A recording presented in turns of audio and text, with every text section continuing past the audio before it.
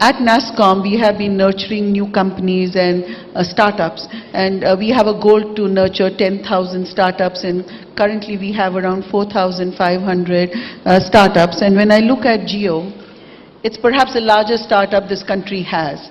And, of course, it's a very, very big and very expensive startup for startups to able to afford. But when you look at these entrepreneurs and young people who are starting new organizations, what would you advise them to do? What is your advice for the new entrepreneurs on the block? Well, my advice to, more than advice, I'll share what I have learned. I think advice to an entrepreneur is not appropriate, so I can only share, like, the first piece was really taught to me by my father, in terms of saying that, so he says, and he first gave me the, like, when I had just come back from Stanford Business School, so I said, what is going to be my job? Please describe my, like, what do I do now?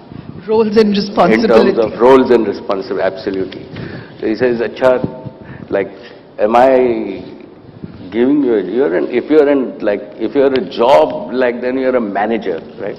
If you're an entrepreneur, you'll figure out what you want to do. So I'm not going to tell you anything, figure out what you want to do. Right? The second piece that I think I learned is that as an entrepreneur, right, it's very important to find a problem that you want to solve, that you are passionate about. Right?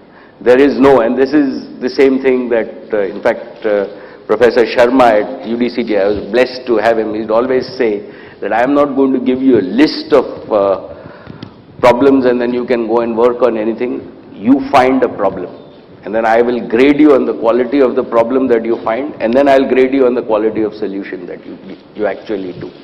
So the same rules apply for an entrepreneur, that it's not solving problems, it's first finding problems.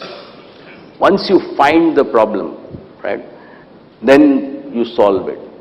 The third thing that I have learned is that, and we've now institutionalized it at Reliance, is that you have to create societal value. Right? You have to solve a problem which actually does good in some way. And that has to be the main objective of the business. And financial returns are actually a byproduct.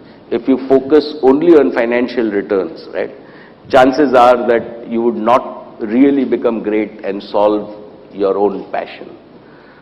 The other piece that I have learned is failures are normal.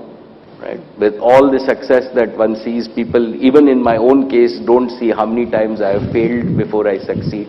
So they are just a step before you succeed. So never get disheartened by failures. Learn from them, but never give up. Two non-negotiables for me are, one is treat your investors' money, and this was early on ingrained into us at Reliance, is that we had taken money from small investors, that treat your investors' money even more carefully than your own money. And second is, you cannot do anything without the right team, and it is very important to align the team passionately to your own mission.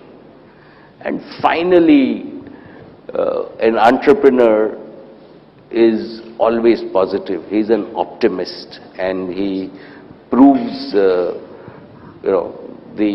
are lots of cynics, lots of negative people around, but an entrepreneur spreads positive energy. That's really what I have learned.